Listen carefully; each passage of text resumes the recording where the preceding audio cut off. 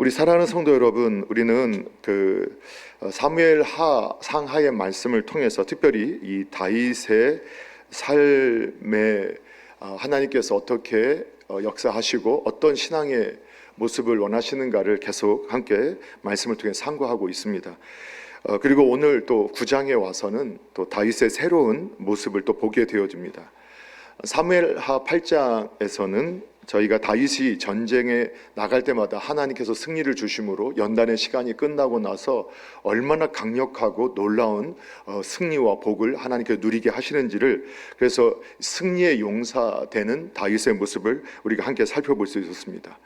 그런데 9장에서는 또 다른 다윗의 모습이 나옵니다. 그것은 언약을 기억하며 베푸는, 은혜를 베푸는 왕의 모습으로 우리에게 나타나고 있습니다.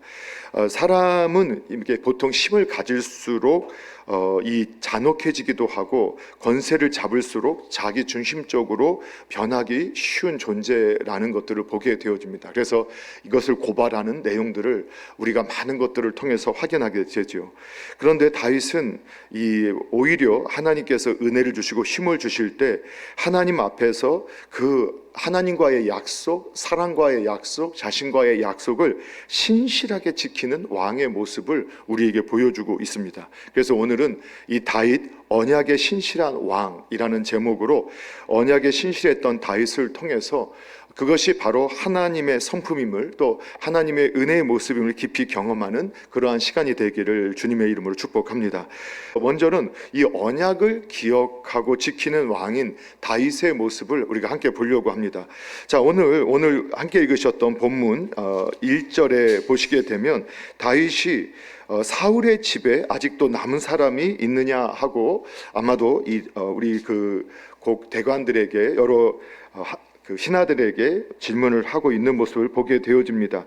그가 요나단으로 말미암아서 그 남은 자가 있다면 그 사람에게 은총을 베풀 것이다 라고 이렇게 말을 하는 모습을 보게 되어집니다.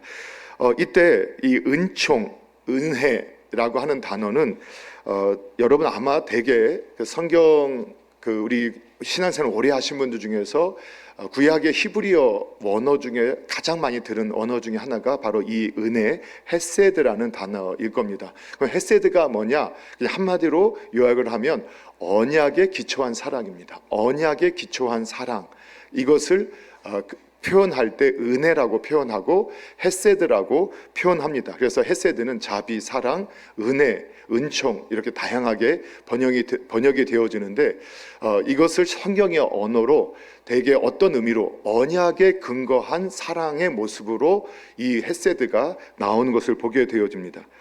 오늘 다윗이 사울의 자손 요나단의 후손들을 찾고 있는 이 모습은 좀 더 우리에게 보면은 역사적인 상황들을 살펴보면은 평범하지 않다는 것을 알게 됩니다. 여러분, 사무엘상 31장에서 길보아 전투가 있게 되고 그곳에서 사울과 요나단이 죽게 되죠. 그리고 지금의 이 시점, 9장의 시점은 그 길보아 전투로부터 약 17년, 18년, 20년 가까이 지난 시간이라고 할 수 있습니다.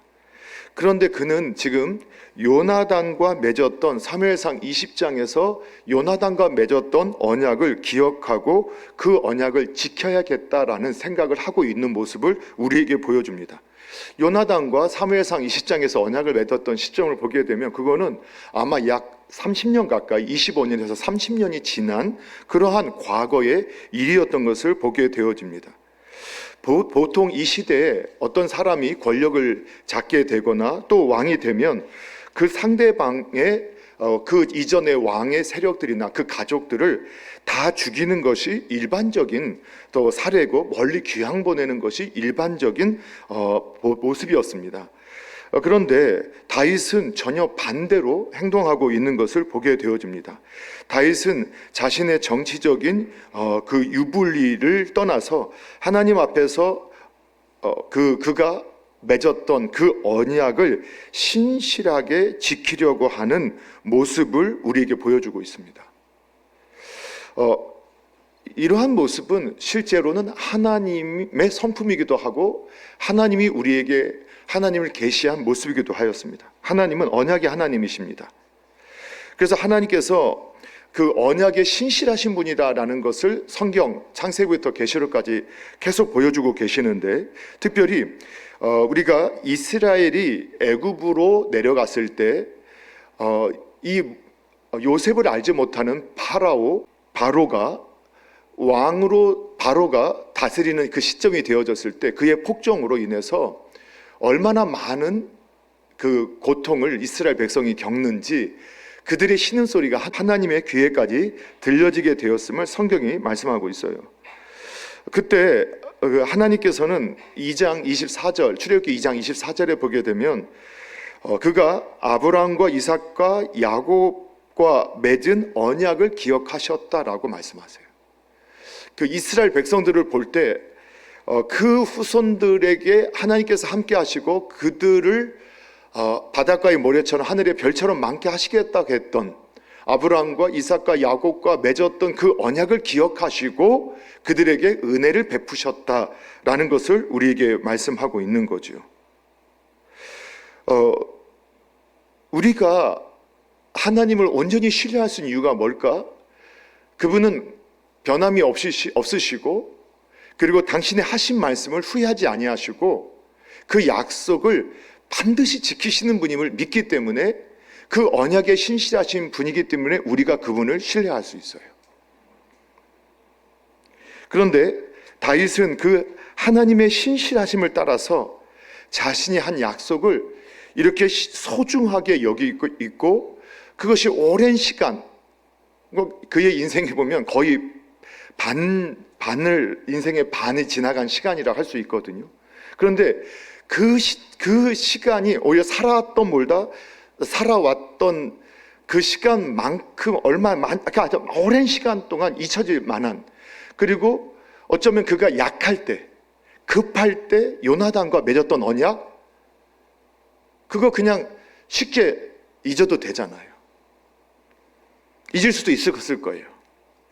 그러나 그는 오히려 하나님이 그에게 은총을 베푸시고 그가 왕이 되었고, 그가 힘이 있었을 때 그가 한 약속을 지키기로 결심을 해요. 건강한 사회에서 우리는 약속을 잘 지키는 이러한 신뢰가 쌓인 사회가 건강한 사회라는 것에 대해서는 우리가 다 동의하실 거예요. 가정에서의 약속, 직장에서의 약속, 신뢰, 당연한 거겠죠. 또 신앙 공동체 안에서 하나님과의 언약, 성도 간의 약속, 이것을 지키는 것은 오히려 신앙인들에게는 하나의 신앙 고백과 같았다. 제가 종종 우리나라 초대교회사 읽다가 한국 교회 기독교인들, 초창기 교회 한국 기독교인들의 특징이 뭐였냐? 정직이었다. 그러니까 조상도 몰라보는, 제사도 안 드리니까 조상도 몰라보는, 제사도 안 드리는 후레자식들. 그런데 그 사람들은 믿을 만한 사람들, 정직한 사람들. 왜? 약속한 것을 반드시 지키는 사람들. 오늘날 많은 사회 문제는 약속을 가볍게 여기는 것 때문에 발생하게 되어지죠. 약속을 어기고 계약을 위반하고 또 그것을 당연하게 여기는 이런 데서 비롯되어지게 됩니다. 여러분 어떤가요? 가정에서 부모님이 자녀에게 한 약속을 지키지 않아요. 배우자가 배우자에게 한 약속을 너무 가볍게 여기죠. 또 자녀들도 부모에게 한 약속은 너무 가볍게 무시해버려요. 그러는 가운데서 직장에서 상사가 부하 직원에게, 부하가 상사에게 거짓말하는 것이 너무나 당연하게 여겨지는 시대에 살고 있어요. 더군다나 오늘날 사회 지도자들이 국민을 향해서, 특별히 우리 생활에 가장 영향을 많이 미치는 정치 지도자들의 모습을 보시기 바랍니다. 언론에 등장하면서 항상 우리에게 관심을 가질 수밖에 없고 보여줄 수밖에 없는 이러한 지도자들이 약속을 휴지처럼 버려버리고 그가 했던 말을 손바닥 뒤집듯이 뒤집는 모습들을 우리가 보게 되어져요. 더 문제인 것은 그러한 모습을 힘을 가진 자의 당연한 권리처럼 여기는 국민들도 있다는 거예요. 이게 이제 인본주의자들의 특징이에요. 신앙인은 절대적인 기준이 있기 때문에 그렇게 함부로 행동할 수 없게 되죠.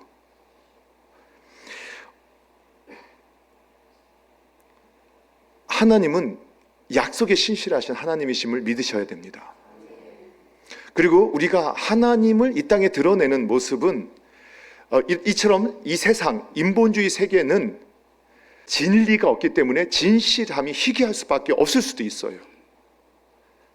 하지만 교회된 저와 여러분은 하나님 앞에서 그 진실함으로 하나님의 영광을 이 땅에 드러낼 수 있는 그러한 기회를 얻은 성도라는 사실을 기억하실 수 있기를 주님의 이름으로 축복합니다. 가스펠 투데이라는 그 신문에서 어떤 목사님이 칼럼 쓴 거를 제가 읽게 되었는데, 여기에 이제 이런 내용이 있었어요. 약속을 잘 지키는 사람들의 특징, 약속에 대해서 이분도 중요하다 이제 이걸 강조하면서 그 가운데서 약속을 잘 지키는 사람들의 특징이라는 그 내용이 나왔는데 크게 세 가지로 정리를 했더라고요. 그냥 제가 꼭 필요하겠다 해서 좀 적어왔는데, 첫 번째는 자신이 한 약속은 무조건 우선시한다라는 거예요. 그러니까 자신이 한 약속은 무조건 우선시한다. 약속의 중요도와 상관없이 한 약속은 반드시 지키려는 노력이 필요하다. 이것이 인간관계와 나 자신의 신뢰를 쌓아가는 가장 쉬운 방법이기 때문이다. 두 번째는 약간의 늦음도 늦은 것을 인지한다. 친한 사이일수록 10여 분 늦음을 예사로 생각하기 쉽다. 매번 늦은 사람은 상대를 존중하지 않는 것과 마찬가지다. 이 점을 염두에 두고 약속 시간에 10분 전 도착하는 것이 신뢰를 쌓는 것임을 생각하고 체질화해야 한다. 세 번째도 아주 제가 좀 더 깊이 다가왔는데, 세 번째는 뭐였냐면 자신과의 약속도 최우선시하고 지켜야 된다. 타인과의 약속을 잘 지키는 사람은 자신과의 약속도 잘 지킨다. 자신과의 약속을 인지하고 최우선시하여 신뢰를 쌓아가는 내가 되도록 해야 한다. 이제 이렇게 권면을 하고 있어요. 새길만한 내용이었어요. 자신이 한 약속을 무조건 우선시한다. 약간의 늦음도 늦은 것임을 인지한다. 이 말은 제가 작은 약속도 그거를 지키지 못했거나 그것도 약속을 어긴 것을 인지해야 된다. 그리고 자신과 한 약속도 최우선시 지켜야 한다. 도전 받을 만한 내용 아닐까요? 오늘 저와 여러분은 다윗과 같이, 우리 주 예수 그리스도와 같이, 우리 하나님 아버지와 같이 약속에 신실한 분들이 되셔야 됩니다. 하나님과의 약속에서 신실하신 분들이 되시기를 축원합니다. 또 성도와 이웃과의 약속에도 신실하신 분들이 되시기를 주님의 이름으로 축복합니다. 또한 자기 자신과 한 약속에도 최선을 다할 수 있는 이러한 신실한 종들이 되어서 하나님의 기쁨이 되어지는 복된 분들 되시기를 주님의 이름으로 축복합니다. 두 번째는 이 다윗이 이 언약을 통해서 무가치한 자에게 은혜를 베푸는 왕으로서 이 신본주의자, 기준이 있는 이 통치자의 모습, 지도자의 모습을 우리에게 보여주고 있어요. 다윗은 사무엘상 20장에서 요나단과 맺은 언약을 기억함으로 무비보셋에게 은총을 베풀려 하고 있는 모습을 보게 되어져요. 요나단의 아들 무비보셋은 어떤 사람이었는가? 사무엘하 4장에 보게 되면 요나단이 죽었다라는 소식을 들었을 때 그 유모가 5살 난 아들 무비보셋을 안고 급하게 도망하다가 그 아이를 떨어뜨렸는데 아마 잘못 떨어뜨렸는지 두 발이 다 불구가 되어진 거예요. 그래서 절뚝발이가 되어졌다 이렇게 표현하고 있어요.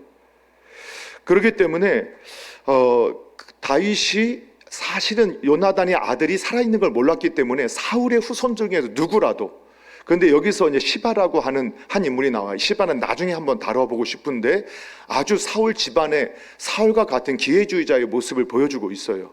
그의 말이나 이런 표현들을 한번 성경을 관심 가지고 읽다 보면 그가 다윗은 그를 사울의 종이라고 표현하는데 자신은 나는 당신의 종입니다 하면서 사울의 재산을 관리하면서 그가 그걸 다 누리고 있었다가 이 무비보셋으로 말미암아 사울의 재산을 다시 무비보셋에게 주므로 무비보셋의 종이 되어지는 그런 관계 속에서 나중에 그가 다시 어떤 역할을 하고 있는지를 나중에 볼 수 있게 돼요. 근데 그거는 이제 뒤로 하고라도 오늘 이 무비보셋이 이렇게 하나님 성막에 하나님의 성전에도 들어갈 수 없을 불구자가 되어졌을 때 무비보셋은 당시의 정치적인 상황이나 환경 가운데 이 세상의 문화 가운데서는 가장 먼저 숙청당해야 할 대상이라고 여겨줄 수 있었지만 오히려 그는 큰 은총을 입게 되어져요. 다윗이 무비보셋을 부르고 그에게 큰 은혜를 베풀 때 무비보셋이 자기에 대해서 어떤 생각을 하고 있었는지 우리가 다 읽었고 기억하시겠지만 한 번 더 한번 찾아볼까요? 우리 8절 한번 다시 한번 읽어보도록 하겠습니다. 8절 함께 읽습니다. 시작. 그가 절하여 이르되 이 종이 무엇이기에 왕께서 죽은 개 같은 나를 돌아보시나이까 하니라. 아멘. 예. 우리나라도 이 개가 들어간 욕을 별로 많이 하죠. 근데 개들도 기분 나빠하는. 그래서 이제 막 욕할 때 개이쉐이 하면서 이렇게 욕을 하고 나쁜 욕이라 생각하잖아요. 그런데 이스라엘 사람들도 이거를 개가 들어가는 말을 좋지 않은 표현으로 하고 있는 걸, 그러니까 개가 먹었다, 개 같은 자들 이렇게 표현을 하면 아주 비난하는 말, 욕하는 말인 거를 알게 되어져요. 그런데 무비보셋이 스스로를 뭐라고 하느냐, 이 개인데 죽은 개 같은, 아주 현실적인 자기 인식이에요. 어쩌면 그렇게 남의 눈을 피해서 마귀에게 도망가서 숨어 있을 수밖에 없었다. 그리고 몸도 불구자가 되어 있어서 정치적으로 몰락해 있는 자신의 처지, 언제 죽을지 모르는 두려움 속에 살고 있는 자신. 근데 다윗은 자신의 정치적 유불리를 따지지 않고 하나님 앞에서 요나단과의 약속을 기억하고 신실하게 요나단의 아들 무비보셋을 그의 상황과 그의 형편이 아니라 그가 받은 은혜대로, 그가 다윗이 받은 은혜대로 그 사랑으로 무비보셋에게 아무 조건 없이 그가 약속했던 약속을 행하고 있어요. 이것을 은총, 은혜, 언약에 기초한 사랑, 헤세드라고 말하고 있는 거예요. 우리의 삶은 경쟁과 비교 속에서 살고 있지요. 사람들은 능력, 그리고 학벌, 외모, 그리고 많은 외부적인 조건으로 평가하는 것에 익숙해 있어요. 그리고 다른 사람과 자기 자신을 그렇게 평가하고 있죠. 그런데 하나님의 나라의 원리는 전혀 다른 것을 보게 되어져요. 하나님께서 우리에게 사랑을 주시고 그 은총을 베푸실 때 우리의 조건을 가지고 우리에게 은총을 베푸시거나 사랑을 베푸시는 것이 아니라 그냥 하나님의 일반적인 약속, 긍휼을 기반해서 하나님의 은총을 베풀고 있다는 것을 우리에게 보여주고 있어요. 그래서 그 하나님의 은혜를 깨달은 저와 여러분이 이 땅에서 힘써 하는 일 중에 하나가 뭐냐? 저와 여러분도 조건 없이 주변의 연약한 이들, 실패한 이들에게 은혜를 베푸는 삶을 살아가는 거죠. 그래서 여전히 교회는 이 땅에 가난하고 힘없고 어려운 자들을 위해서 가장 많은 헌신을 하는 유일한, 어쩌면 이 세상의 공동체예요. 어느 공동체와 비교할 수 없는, 당연한 거겠죠. 하나님의 사람들의 모임이 교회니까. 근데 종종 세상 사람들이 기독교인들이 하는 선행에 대해서 그거는 선한 것이 아니다, 이렇게 이상한 인본주의자들이 공격하는 것을 저희가 듣게 되어져요. 왜 그러냐 말하는 게 이렇게 말을 해요.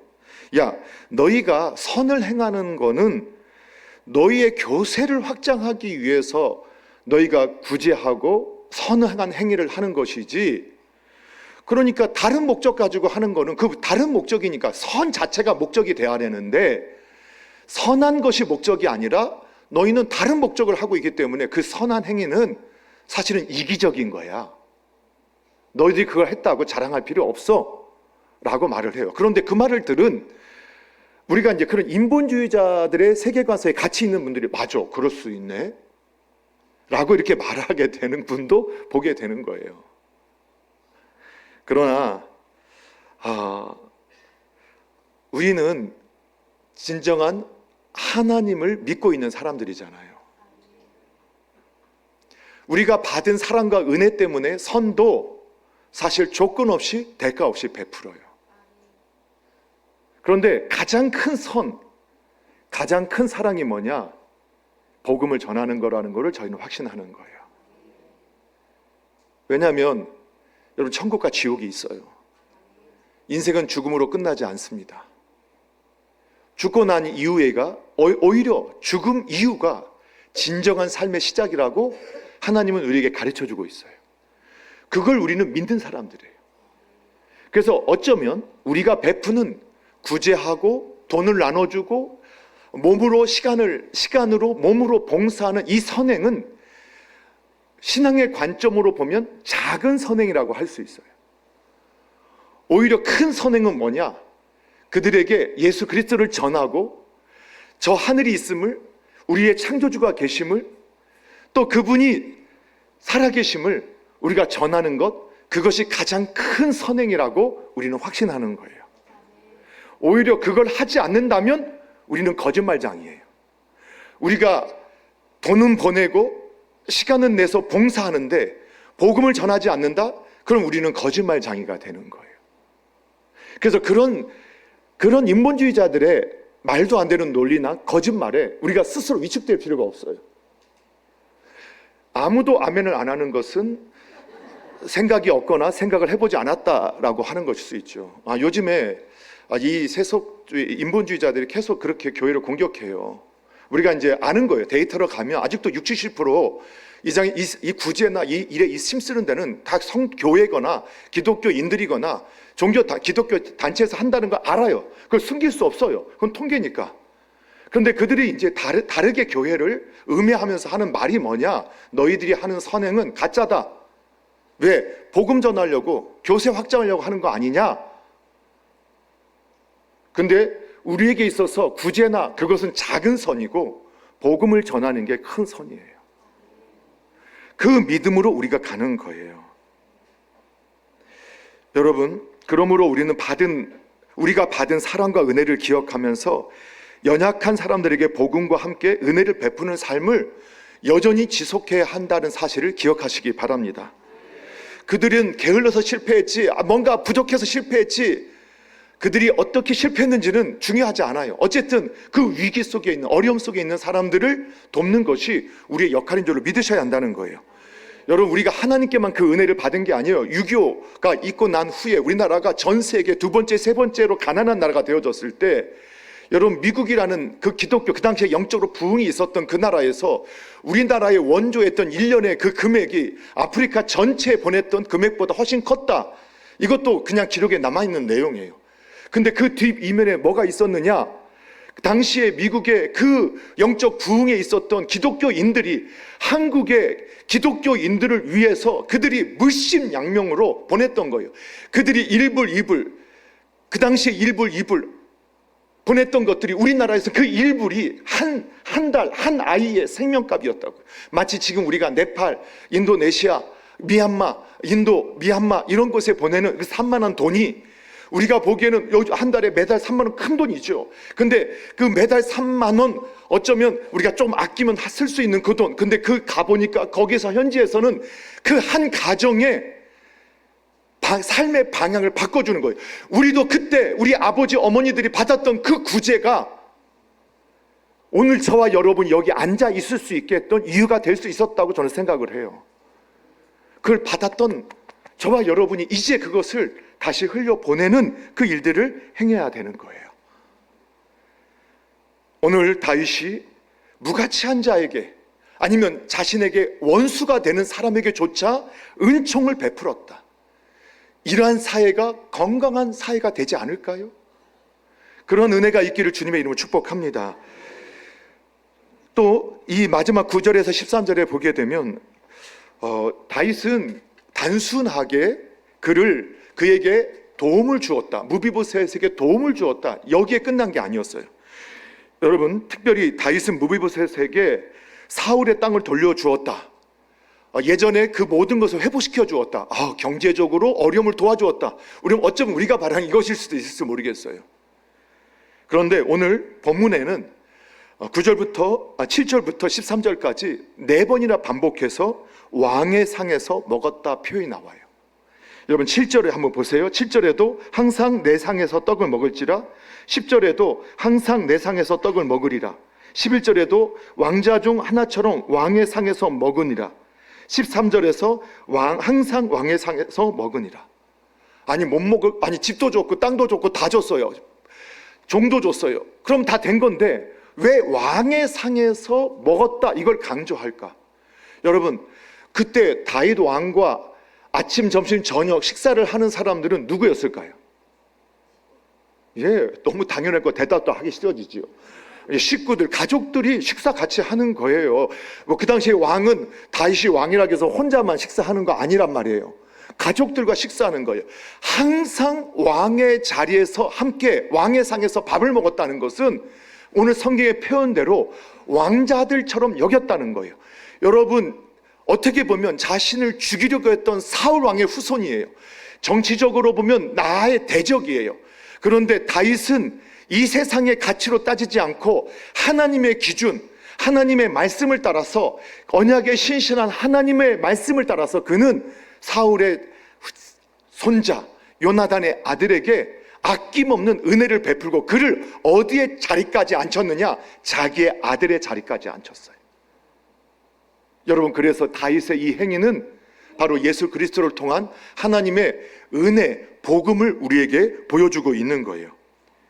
여러분, 무비보셋은요 2발까지 절었어요. 여러분, 성경을 아시면 2다리 불구자는요 성막 안에도 들어가지 못해요. 그 당시에 비웃음거리요, 조롱거리요, 버림받는 자예요. 그 아무것도 아닌 자를 하나님께서 다윗이 어떻게 했느냐? 다윗의 왕국, 자신의 가족이 되게 만들어 주신 거예요. 저와 여러분도 성경은 그렇다고 말해요. 저와 여러분이 죄와 허물 속에서 죽을 수밖에 없었던 존재들, 그리고 하나님은 저와 여러분을 예수 그리스도를 통해서 하나님의 식탁의 자리로 초대하시고 하나님의 자녀같이 여겨주셨다. 그냥 여겨주셨다가 아니라 자녀가 되게 하셨다라고 말씀하고 계시는 거예요. 여러분, 저와 여러분이 기억하십니까? 하나님의 식탁에 참여했던 그날을 기억하고 계시나요? 자, 하나님의 식탁에 참여했던 그날을 기억하시나요? 얼마 전에 바로 성찬 예식. 성찬 예식은 저와 여러분이 예수님과 함께 하나님의 식탁에서, 예수님의 식탁에 참여해서 그의 자녀가 됨을 확인하는 시간이에요. 그래서 이 성찬은 단순한 예식이 아니라 저와 여러분이 하나님의 자녀로 존귀한 자가 되었음을 선언하는 자리고, 그것을 확인하는 자리인 것을 여러분 기억하시기 바랍니다. 이를 통해서 저와 여러분이 아무리 연약하고 부족해 보여도 하나님 안에서는 이미 존귀한 자로 부름받고 세워졌음을 여러분 기억하셔야 합니다. 사랑하는 성도 여러분, 사무엘하 9장에서 우리는 언약의 신실한 다윗 왕을 보게 되어져요. 다윗은 언약을 기억했어요. 또한 조건이 아니라 언약을 기억하고 무가치한 자에게 은혜를 베풀어 주었어요. 다윗은 스스로 죽은 개와 같이 여겼던 무비보셋을 존귀한 자녀의 자리로 회복시켜 주었어요. 이것은 단순한 다윗의 이야기가 아니라 예수 그리스도의 은혜를 우리에게 보여주는 하나의 모형이고 그림자예요. 저와 여러분이 무비보셋 같은 존재였지만 예수 그리스도의 은혜로 하나님의 식탁에 초대된 존귀한 하나님의 자녀가 되었다는 사실을 저와 여러분이 기억하시기를 바랍니다. 그래서 저와 여러분이 받은 그 은혜, 사랑을 기억하면서 저와 여러분도 하나님과의 약속, 그리고 이웃과 형제와의 약속, 그리고 자신과의 약속을 신실하게 지킬 수 있는 그러한 은혜의 사람들이 되기를 주님의 이름으로 축복합니다. 그리고 그 받은 사랑과 은혜대로 우리도 아낌없이 하나님께서 이 땅에 우리에게 허락하신 것을 가지고 약한 자, 연약한 자, 무가치한 자들을 돌보고 섬기는 일에 더욱 아름답게 쓰임받는 은혜가 있기를 주님의 이름으로 축원합니다. 그러므로 저와 여러분이 하나님의 자녀로서 은혜에 신실하신, 또 언약에 신실하신 하나님을 본받음으로 우리의 가정, 일터, 삶의 자리에서 하나님의 이름을 드높이고 영광 돌리는 복의 통로되는 삶을 살아가는 저와 여러분 되기를 주님의 이름으로 축복합니다.